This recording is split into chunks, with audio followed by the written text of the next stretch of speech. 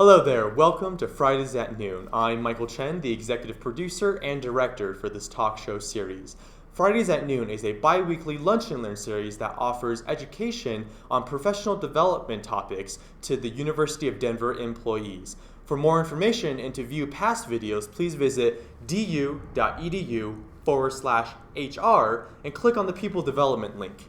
Now, sit back, relax, and enjoy the rest of the show. And bring your lunch. Oh, and bring your lunch.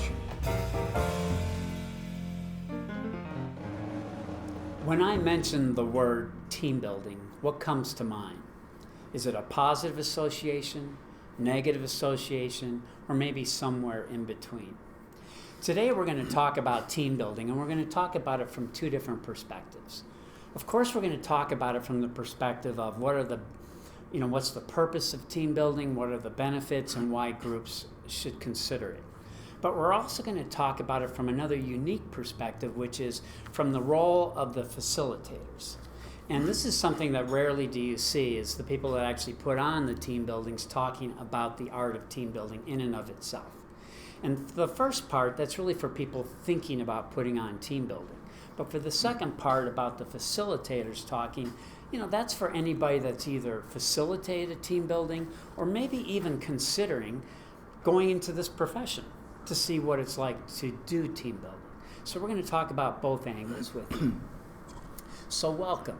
My name is Greg Geeson. I am the manager of people development here at the University of Denver.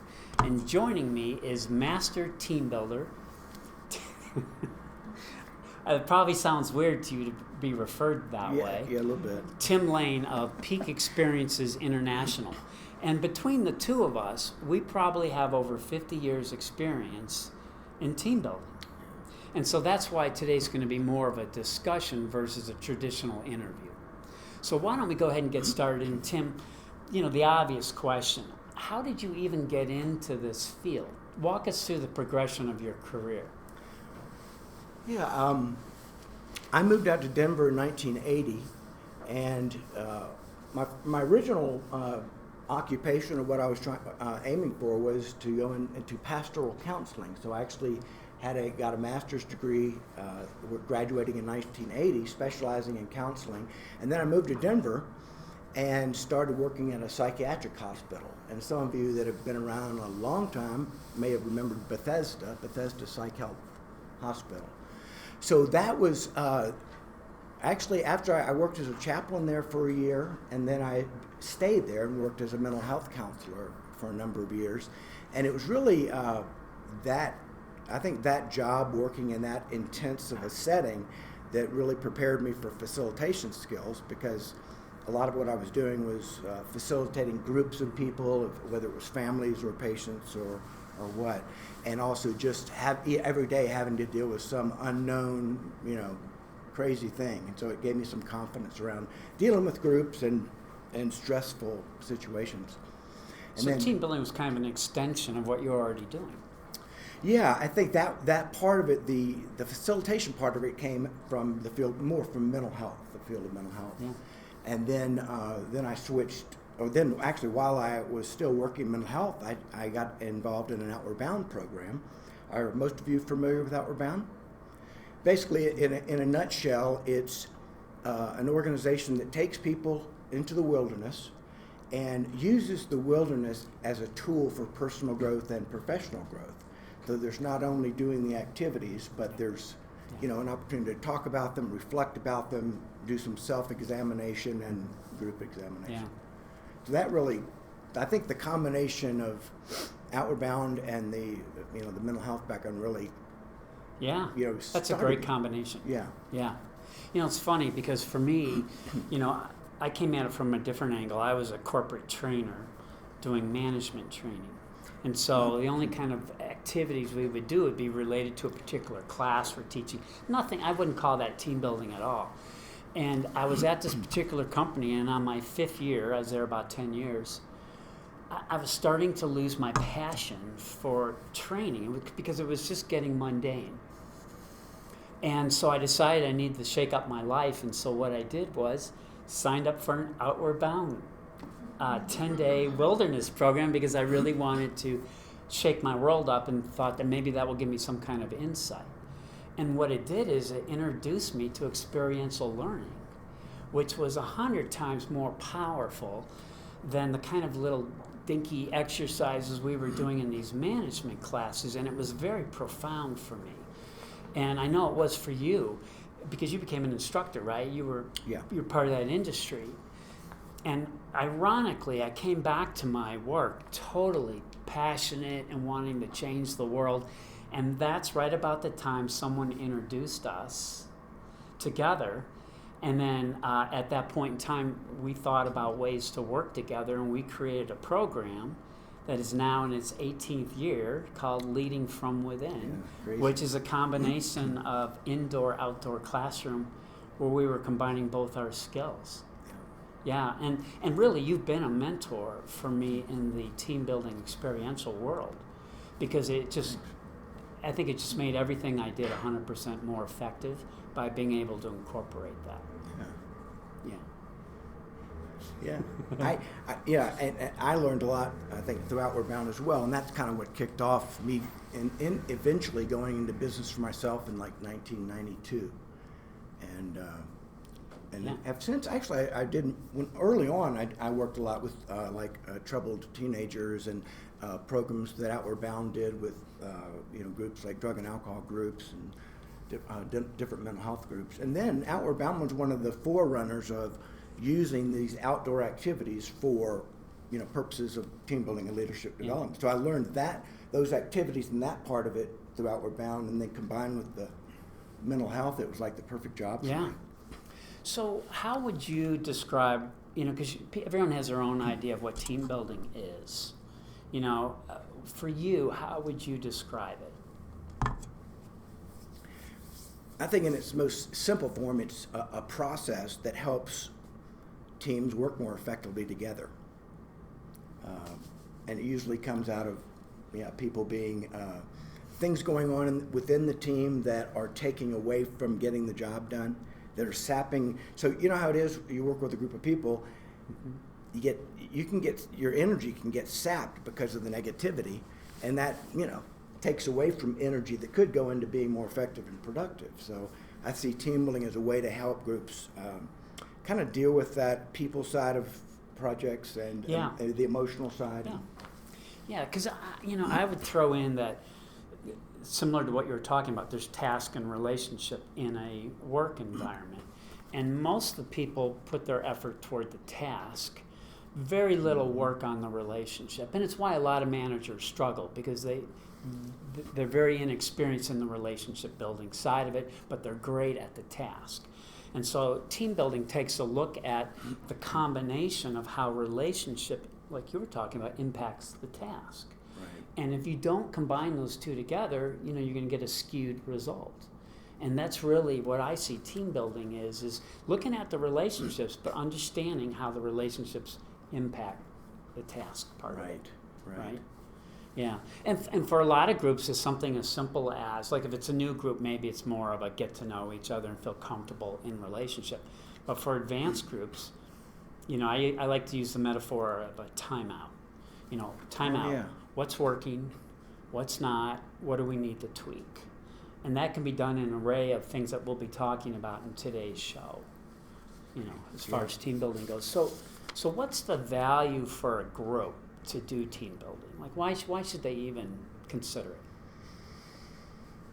I think most of the time when you're with a group, working with the team, you kind of when things are going well, and you kind of have an idea when things are not going well. Mm-hmm. And oftentimes it's personality conflicts, or the extroverts are, the only ones talking, and the introverts try to get their word in, but they get talked over, and then they say, heck with it, I'm going to sit on the sideline. Yeah. So there's any number of reasons that why team building, but I think usually, at least the groups that I work with, it's usually groups that are, having some troubles with people getting along. And so my job is to help them deal with that people part of it. Yeah.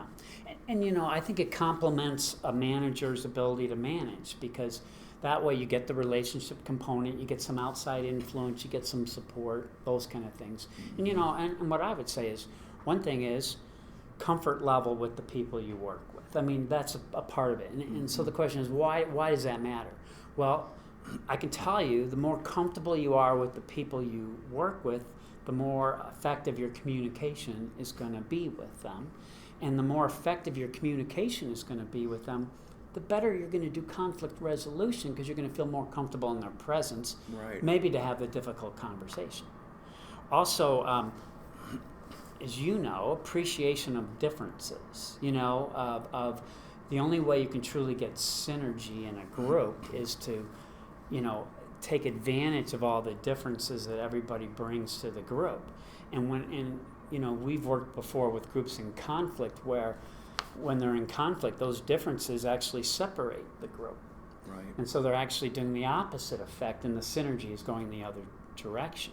And so team building just kind of reinforces that in many respects. And I guess lastly, I'd say it creates alignment with each other, alignment around the vision, alignment around the manager's, passion or purpose, or it gives people a chance to actually understand those things, have those conversations, and kind of, put it all together. Mm-hmm. Are there different types of team building? Like, or is it like, how would you describe that? Probably the best. I'll give a couple of examples. We've gotten, with my company, sometimes we'll get a call for an organization they're having an all-company meeting. It's like their annual meeting, and they want to do some experiential as a part of that meeting. And they want us to ideally integrate whatever the themes are going on in the business with team building activities to help anchor those things.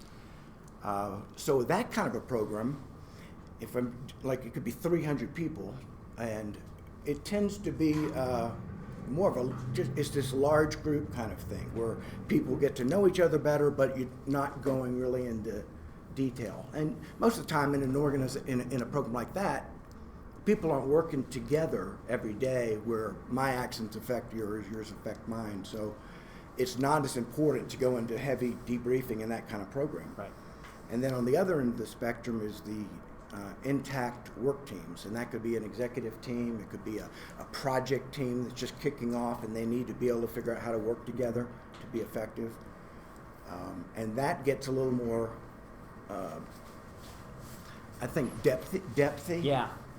Because then you're typically trying to solve some issues, and so that takes more time and more invention. And a more skilled facilitator. And that's where the counseling background for you. Like, I actually have a master's in counseling too, ironically. And so not all facilitators necessarily want to get in depth into what's going on, but when you have those issues, it's great to get one that can go there. As you know, on the DU website, I kind of defined it 3 ways, and I know you've got a 4th way to add to this, but I put there's low intensity team building, there's medium intensity, and there's high intensity. Low intensity is like the get to know you, go to the Rockies game, things where there's very little risk. It's really just to kind of create some foundation of relationships, nothing more. Medium intensity is maybe where there's a focus, like we need to focus on communication, or we need to focus on conflict resolution, so you build a team building around that. This is just how I view it. Yeah. And then high intensity is kind of what you were referring to. It's just when there's a problem. They're not communicating. There's subgroups within the group, and they need a really severe checkup. And again, you want the more experienced facilitators for really medium and high. And you had That's right. you were going to throw in another That's one, right? Recreational, you called it? Yeah, I think going out, having a company picnic, for instance, that would I still see that as a team building activity, but I see it more as a recreational than it, because it's not as though we're going to have a sit down at the company picnic and talk about how we're relating with each other and such. It's just we're having a picnic. And I would say that if there are any issues going on, though, it's ideal that they, not just do recreational, but hey, here are some things going on. Yes. So it's not just pure. Yeah, and we're going to Right. get into that a little bit more when we talk about some of our experiences and the ones that went well and maybe the ones that went awry. Not so well. Not that they would ever go right with us, But, well, let me ask you this. How would a group know if they should consider team building? Like, what tips would you give? Because we have people here that are probably thinking about it. I think some of it's just things that I've already said, but I think in addition to some of the things we already talked about, it could be like sharpening skills. Like I know the DU MBA program, which I've worked with a number of times. They do an outdoor experiential piece where they go off site for 3 or 4 days, and they used to do it with Outward Bound. I think they use the Nature Place now, but and now I forgot what I was going to say. Does that happen? I'm getting old. All right. Well, you just jump in, okay? Because I'll just give you my take, and then it will probably refresh. First thing I would say is, in any relationship, to me, if you wait until there's a problem to address the relationship, that could be a real downside because there's no proactivity, there's no ongoing work, and I think groups should be really doing proactive team building continuously. And I don't mean like all the time. It could be like an hour here. It could be once a year, maybe a half day, where it's mixed in. Mm-hmm. So it becomes part of the culture. Right. And then what happens is things don't build up. It doesn't get, because the problem is, and a lot of calls I know we get are when there's a problem and then they don't know what to ask for, so they're calling it team building. Right. And the problem with that is even if team building would make sense in those situations, people are associating team building with problem resolution. And so over time what happens is we're doing a team building next week. It's like, oh, really? And all of a sudden it has negative connotations. Yeah. And that's what happens when you wait until, there's a problem to do team building. And we talked about task relationship. Well, I would say, one rule of thumb is if the relationships are getting in the way of the task, that's probably a good cue. Yeah, that's good. That we need to pay some attention to the relationships, and that's probably where team building would make sense. I mean, if you had to come up with a non-proactive reason. And I agree. We've seen all gamuts of that. It's kind of like saying, I think all groups could use some type of team building, whether they're, having serious trouble or not. Like Greg says, proactive. But, is there a time when team building is not a good option? I'll let you go for that one. Because when I was a rookie in the field, that's probably where I made all my mistakes. I would say if it's a cover-up for an issue, Right. cover up for a management issue where everyone's mad at the manager, cover up for relationship issues. Because if I knew there were relationship issues, and we'll talk about the process we go through now, being experienced, we probably wouldn't recommend a team building because we'd recommend all these other interventions before you don't want to do team building with a group that's angry, upset, because that could just be the kiss of death in terms of it all surfacing at one point in time. So I think, by having an experienced team builder, they'll come in and assess the situation, and then you'll decide together if team building makes sense, as opposed to you just saying, I want team building, and we just go, yes, when do you want it? Right, Those exactly. are my rookie mistakes of just thinking, oh, okay, you just say yes. Sure, okay, I can do that, having no clue what I was walking into. Yeah. So if there's like issues in the group, or there's dynamics, or there's frustration, and there's elephants in the living room that some of them have been there for years, you could do serious harm trying to do a team building and have that surface in this open forum, when that might not be the most effective way most cases it's not the most effective way to do it. Right. Any thoughts to add to that? Yeah, I think that's, for me, I think for you as well, Greg, doing a thorough assessment up front is crucial. Unless, if it's more of a fun team building and like a level 1 low intensity or something like that, it's not as important. But if I'm working with an intact group, I want to know everything possible about what's going on. and usually with like executive level and management level teams, it's one-to-one interviews or doing some kind of questionnaire so I'll know what's going on, and oftentimes the people that are in the team or the leaders of the team are unaware of so-and-so is angry at so-and-so for dropping the ball on this, and et cetera, et cetera. So it's really great to do like a confidential assessment so you know what you're getting yourself into. And I've done it where I haven't been prepared and I had to change horses midstream. Midstream, yeah. Those are Yeah. really tough ones. Also, like tomorrow I have a program where this group, they're all doctors, they're getting together, and it's a little bit strategic planning, and they just want team building mixed in it. Mm-hmm. So I'm not doing an assessment for that, right?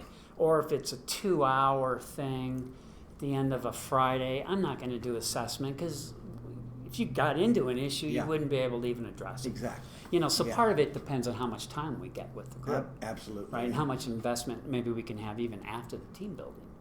And that brings up a good thing too, because a lot of times the clients that we work with, they don't know what's involved, and they just know something's wrong with the team and there's conflict going on, and we want to do something that addresses conflict, and we have 4 hours, and I have to be upfront with them and say, here's what realistically you can accomplish in 4 hours, but if you really want to get to it and make some big progress, it's gonna be more than that. Well, and here's the thing about that, and I've had these situations too, where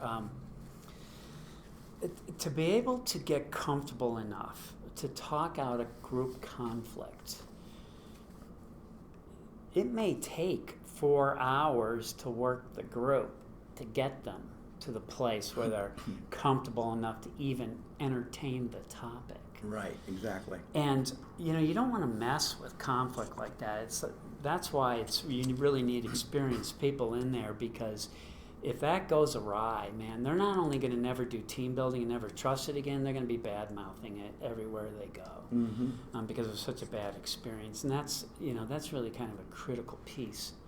I had one where it was an 8-hour thing, and this was again in the early days where I only knew a little bit. I knew that there was 2 companies and they were working together, and one company was mad at one guy on the other company.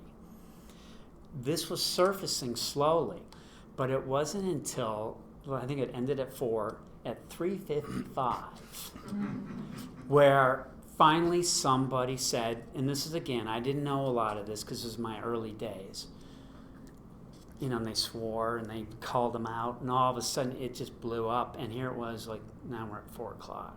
Right. And we stayed. And because, but it took that long for someone to have enough comfort level to be able to say to somebody, it's you, Paul. Right. We're dancing around this. But that's the reality. And of course now I handle it totally different, right? Yeah. But at the time it was one of those, I can do team building in 8 hours. That's why my hair's gray, I think, is because of that. All right, so here's what I hear a lot though. And we might have slightly different views on this, but a lot of groups go, we do team building. We went to the Rockies game last week. What's your take on that being a team building? And I know it is at some level, but I think it's recreational team building. Yeah. Which again is great if the team is getting along well. And I think referring back, I think it's important to do what? I forgot. Well, I think to have a moment to be able to reflect on the group. Like, here's my pet peeve, and this is me. Okay, Rockies game, that's low impact, and maybe the group gets along great, and then I'd say more power to you. Do those things. However, remember task relationship, if the relationship is something you really want to enhance, let's be practical about what happens in those events, right? You go with the 3 people you know best. You sit with them at the Rockies game. You maybe talk to one other person, and you go, and of course it's a Rockies game, so you leave early. Because they're bad. Funny, That's yeah. why, Oh, really? And you walk out, they're like, that was all right. I mean, wasn't that great? And so I'd say, okay, that was a missed opportunity in my book. Or like a group that will go rafting, which is cool because it's a team concept, but they never ever discuss their relationships or the metaphor of rafting to their relationships. I mean, there's never a conversation. They just went rafting. So it could have been, a medium to high level team building, and instead it was low level of recreational. Mm-hmm. And again, maybe that's okay, because they didn't need anything else. I think sometimes, the people in management sometimes don't understand that the human part. Because a lot of times, managers, I'd say most are probably, the more dominant type people. Mm-hmm. Kind of the focus is get the job done. And that's, people at the top, they want to get the job done, so they may not know what they need, really. Yeah. But that's what we can do. Well, and that leads into my next question. Facilitating your own team building or bringing in an outsider, like how do you know, what's your take on, is there a fine line when you should really bring somebody else in? I personally think that if you're part of the team that's involved in the team building, Mm-hmm. then you want to have somebody outside. Because there may be some issues with you in the team, and if you're facilitating, Yeah. it's not going to come out. Yeah. So that would be. Yeah, I mean, I would build on that, and yeah, because so often, I mean, if it's like you're having a staff meeting, at the end of the staff meeting, maybe you do a couple open-ended questions, so it's like a little mini team building. I think that's fine. Yeah. And just get people to kind of warm up and be a little more authentic with each other, but if it's about talking about relationships and the leader is part of those relationships, then it gets dicey. Yeah. Because I've seen it in a lot of groups where they're not going to speak up and be vulnerable in front of their boss. Right. Now you have an outside facilitator and your boss is there. They might take that risk because it feels safer because the facilitator. Yeah. Because part of what we do, a lot of times people ask, well, what are the silly little exercises? And I was always critical of those, like, is that really team building? But what it's doing, though, it's serving a purpose. Like it's easing the relationships and making people be silly so that you lower your guard a little bit more. Like there's a method to the madness. Right. Even in those silly little exercises that slowly creates a space where people can feel more comfortable because they did that silly little exercise together. Absolutely. And then one thing builds on the other. And so I think it's knowing if you're a leader, and you could ask the group too. You can involve the group in that conversation. Do we want an outside facilitator or not? And I'd be willing to facilitate it, but if you guys feel like you'd rather have me be just a player and not the leader, let's talk about it. I think that would be excellent. Yeah, I think the more serious the problems there are in the group as well, Yeah. the more you need an outside person that kind of knows what they're doing and can handle whatever might come up, because it's, as we all know, it's hard dealing with conflict. And the activities that we do, sometimes we use the activities for the purpose of creating conflict so that those emotions are all there, and then while the emotions are there, talk about how do you deal with that conflict. And here at DU, and you guys correct me if I'm wrong, but you'd be lucky if you can get 2 hours, once a year, maybe twice if you're really lucky. So then the question is best case scenario. I mean, if we had our preference, we'd want at least a half day, and depending on the group and the issues, maybe even or 2 half days if it's too hard to give up a full day, and then maybe narrow down to these little pieces. But is it possible to kind of do team building in just very small increments? Do you think, can that still work? I would say no. I think the 2 hour kind of thing, it's good for getting people, comfortable with each other and laughing together and building some bonding. Mm-hmm. But in 2 hours, you can't do relationship building. And it's not like going to a workshop where you're being presented a model on conflict and let's go through it, go through the model. It's, conflict is there. Yeah. And if that's the only option they have, certainly there's things they can do, but... I'd say the 2 hour kind of things are great. I think 4 hours, if a team is dealing with issues at all, I think 4 hours would be a good starting point. And then the 2 hour things are often used at team meetings. We might encourage people to take home what they've learned at the team building, and then at team building sessions, maybe at the beginning of the team building session, do a brief activity or something. But just to keep it going. it's like a tune-up. Yeah. So, all right, so is there such thing as a typical, like, let's just say you get a 4 hour, with a group that doesn't have any heavy issues. And let's just say that's probably over the years, maybe one of the most common. Do you have a typical go-to activities that you like to do, your favorites? I do. There's, as you know, there's most of y'all, a lot of y'all done experiential team building. Can I see your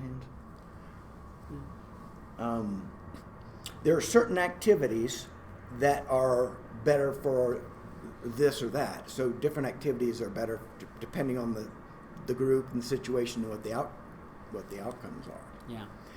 But in general, I'd say if I was doing a 4 hour program, let's say it's with this group, I would, first want to find out from each of you, okay, what's going on with your group, and what do you see as your strengths and improvement opportunities.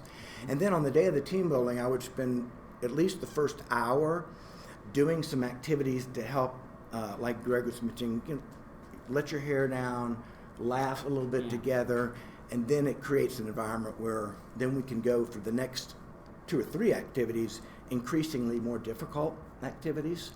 So it kind of stirs the pot and gets some of those issues coming up and people going, how come they're, so-and-so's dominating this, et cetera, et cetera. And then at the very end, I'd really like to do some kind of closure activity where there's identifying key learnings or that you want to take back to the practice in the team. So it's kind of like a...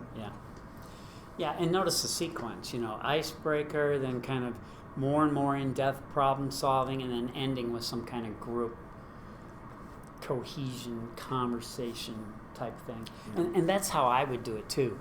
I'll actually identify specific, because I know you like to do the spider web. You guys know spider web? It's maybe give them the 30-second, because it's a great one, and you're a master at that. Well, a spider web is basically something that you tie between like 2 trees with string, and it looks like a spider web. So it has triangular holes, and then it might have a square hole, and it might have a smaller hole and bigger holes. And the object of the team is to get everyone through the web without touching it. You can't go around it, you can't go under it, you can't go through, you have to go through it. So there's a lot of, there's a lot of problem solving involved, but also it involves people physically supporting each other. Yeah. And it's amazing how powerful that can be. When people are physically supporting each other, that creates, Powerful metaphor. Yeah. Well, and they have to rise to the occasion. I mean, they got to figure out, and you got to deal with a lot of issues, like the size of the hole, weight, comfort level being touched or not being touched. And you got to be able, it forces a group to have those conversations. Well, can you imagine, after you've had those conversations, kind of connection, if you were successful, and everybody's successful one way or another, how you feel about the group? Because you were vulnerable, and you just put it out there. Now, all of a sudden, there's a real spider web attachment outside of the activity. Yeah. I mean, that's why the outdoor learning stuff is so powerful. You can't teach that in a classroom. I like to do, I created one called the Walkabout. So I have a book of questions, thought-provoking, personal questions, that it's hard to answer lightly the way they're written. And so I'm going to do this tomorrow. We're going to be up in the mountains. So they're going to pair up. One person will read a question. Everybody will answer the question with the person they're paired with. We'll walk for about 2 minutes, stop. Next person asks a new question, switch partners, walk. So it's a walk and talk. Yeah. And sharing, because these doctors don't all know each other. And it's kind of like a level 1 type of activity. But what happens is they will have had a personal conversation for 2 minutes with everybody in the group. I did this with an academic unit here at DU, and we walked around campus and did it. And so by the end of it, you got exercise, you've connected with everybody, you're comfortable, and you're ready for the next thing. As an icebreaker. And then I might do, I like metaphors a lot, so I'll do the temp pole activity, which I won't try and give away the whole concept, but people they line up and they face each other and they put a temp pole on their fingers and they have to lower it to the ground. But there's a little trick to it, and what happens is it turns chaotic right off the bat. And then people start blaming each other, and they're like, "What's up with this? We can't get it." And then, and so we just let them struggle and let them find an opportunity to figure it out, talk it out, and when they finally get it, it lends itself to all these teaching points about characteristics of high-performing teams. I mean, it's just I've had groups go an hour on it. I've had groups nail it in 10 minutes. There's just no way of knowing. Yeah. And then I might do a teaching piece, like sometimes True Colors Personality Styles, which is a user-friendly version of the Myers-Briggs with only 4 instead of 16. Something that's easy to remember that they can apply immediately.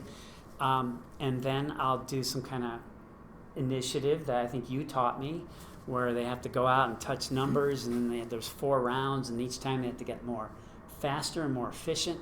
And the only way they can do that is if they're communicating in between rounds and really coming up with a system.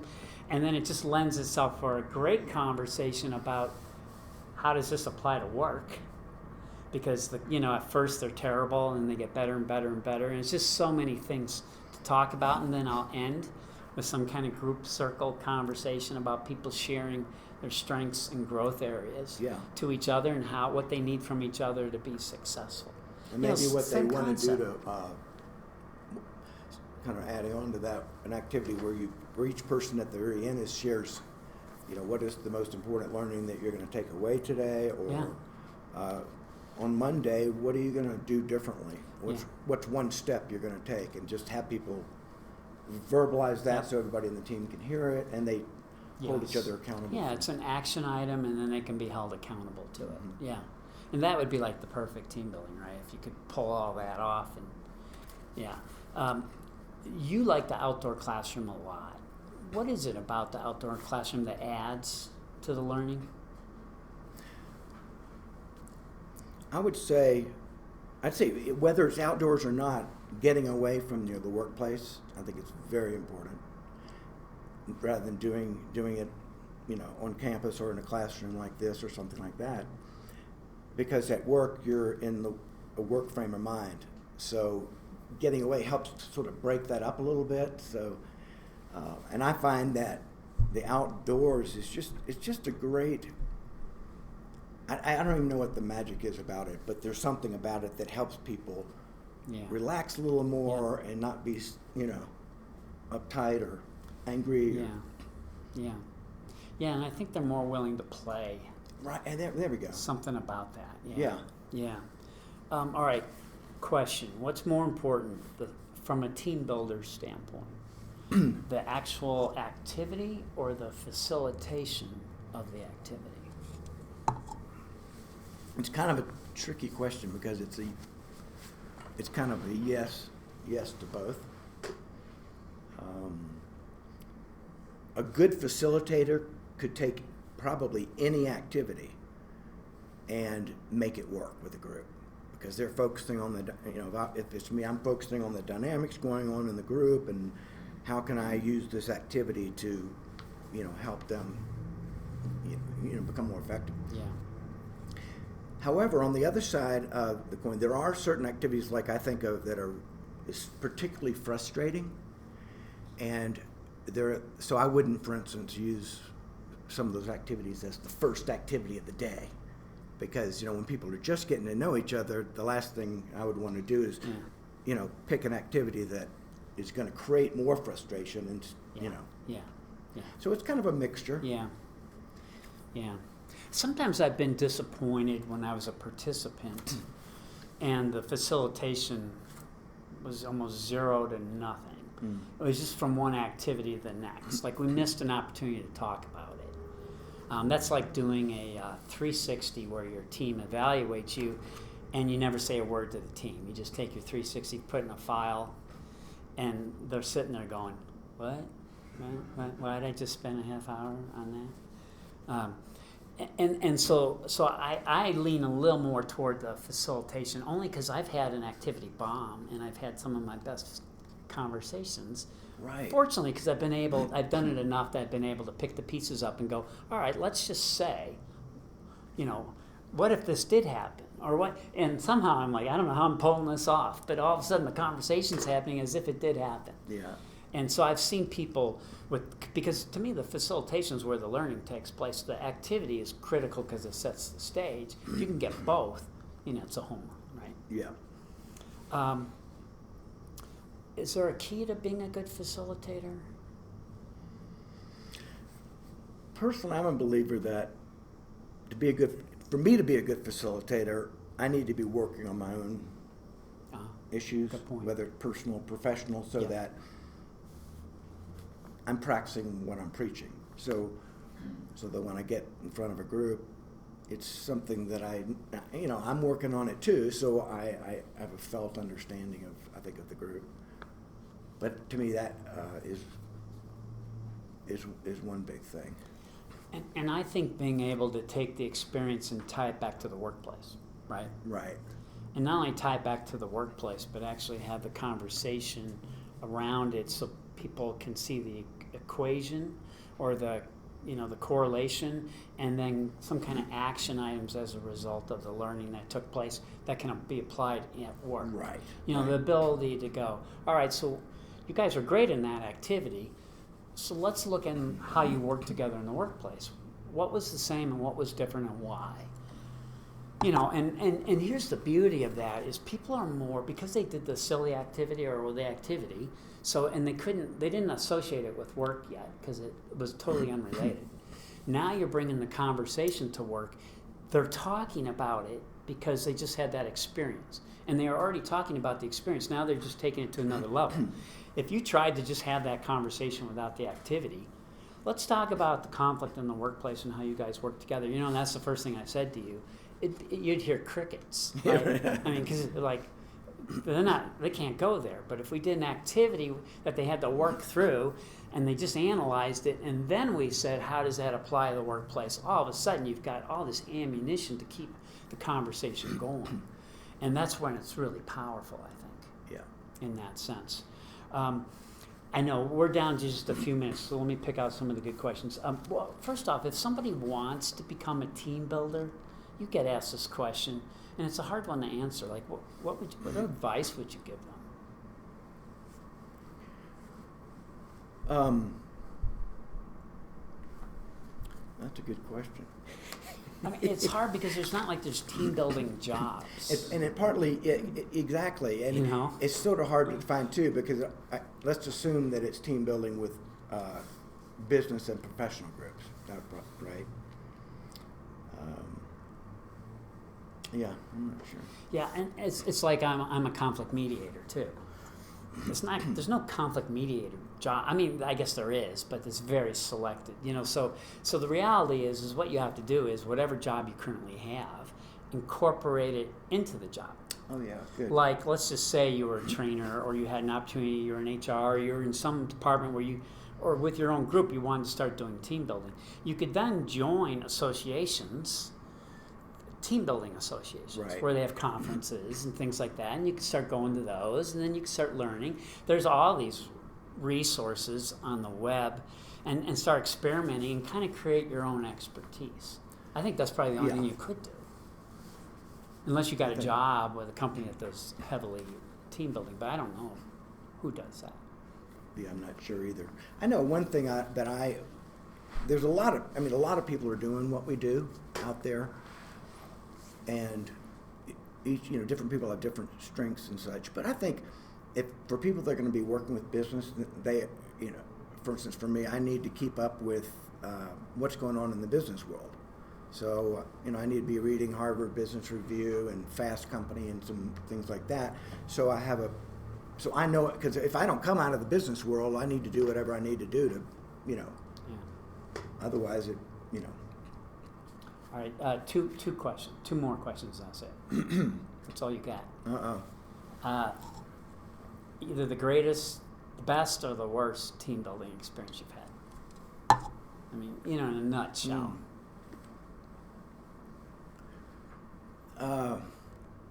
As a facilitating? Yeah. Or as a facilitator. As a facilitator. I'd say, one time it was a company that they were all having one of the big things with 200 people, and we were out in this park, and I wanted to have a closing activity that was pretty powerful, to bring everything together. But I had this activity, and I thought it would work. But it didn't work, and so it didn't. The team building didn't end on the note that I wanted it to end on. But where an activity doesn't go. The worst thing is when your last activity is supposed to be the home run. Yeah. Tanks, and they're all walking out of there like, that was awful. Because it was last impression. Yeah. Yeah, that's. Well, so I've had those, but we've done two together recently with the same group, and so I'm going to share that one. And just in a nutshell, it was a group of young counselors. They were in the juvenile system, and these were kids that got into trouble, but they were under 18, and so they would go through the system. And so these are all young counselors right out of college. So real rah-rah group, difficult profession though, because around a lot of the juvenile justice system. And we just combined our skills. So I let Tim do the experiential stuff, and I did the educational stuff. Yeah. And you do an icebreaker. I taught them conflict resolution. You put them in the spider web. I did something else, and then we did some kind of group ending with a rope, right. And they all had to try and sit down at the same time. Yeah. And then they did the sharing exercise, and it was just so cool. First off, to work with him. Secondly, to be able to combine the in-classroom with the outside classroom together, two facilitators, it was like a heaven for me. So last question is, all right, outside of me, who has had the greatest influence on you? No, who has had the greatest influence on you in the team building world? Like, who's your mentor? I can think of a couple.